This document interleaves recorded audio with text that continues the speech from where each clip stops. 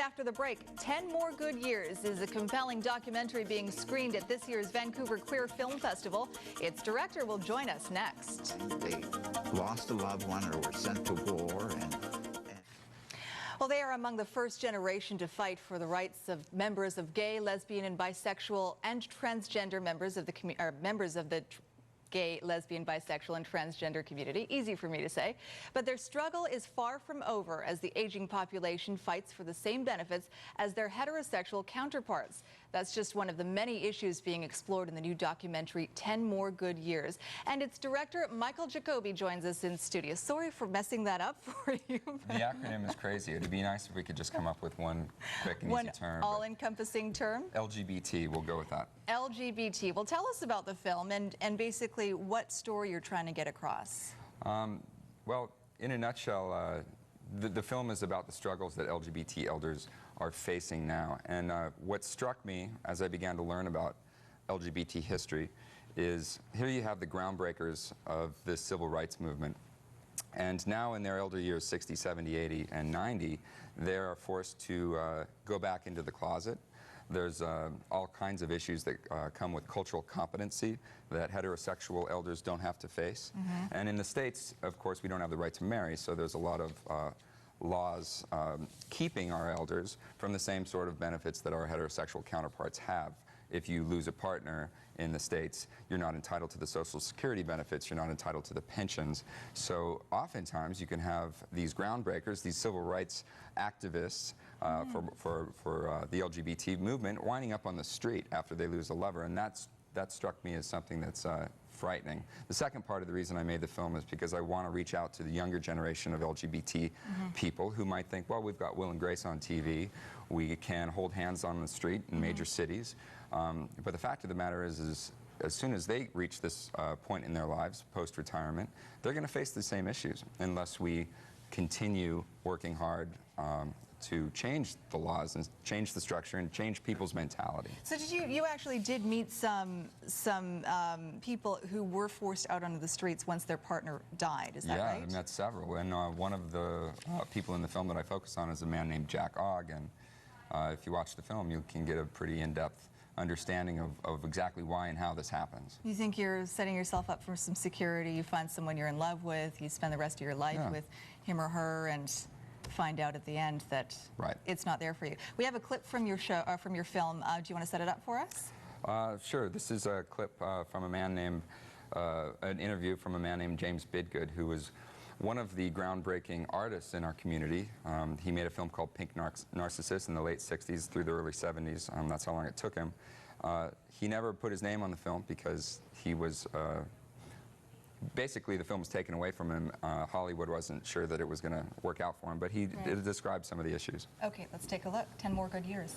They had a childhood and were loved and had family, and maybe it wasn't the best, but a lot of them had very upstanding backgrounds or good, decent lives. And then somewhere along the line, they lost a loved one or were sent to war, and they end up out in a street corner. When people pass those people on the street, they treat them as if they're doing something by choice. And no one lives that way by choice.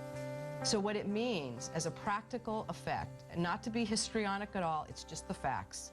If a non-marital LGBT partner dies, the surviving spouse loses all of that stream of income and financial support, and may well lose the home and the property and other belongings if there wasn't a will or other estate planning. And because many of these couples live so close to the margins anyway, they never had the ability to go to a lawyer to get all of those things. So it is not at all anomalous for a lesbian or gay person who loses a partner to end up destitute in a shelter on the streets without any financial support.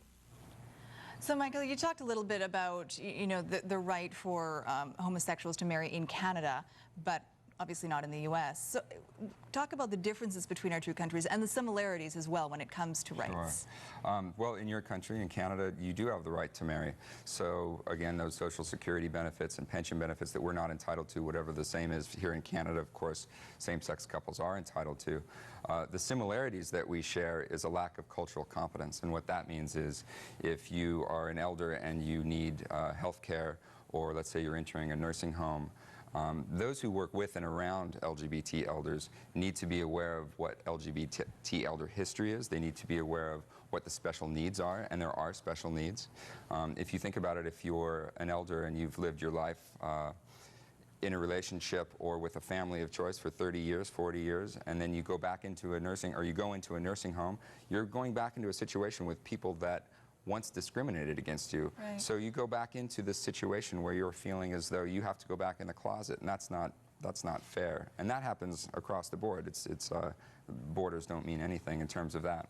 Is there complacency because this generation of now seniors fought for the rights of LGBT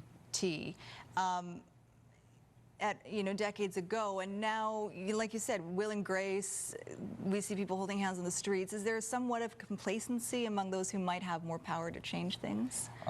Well, I don't know. I think there's a complacency for younger people because they feel like the battles are over, and when in fact they're not, and a lot of work still needs to be done. And we certainly can't put that burden on our elders. They've already paved the way to get us this far.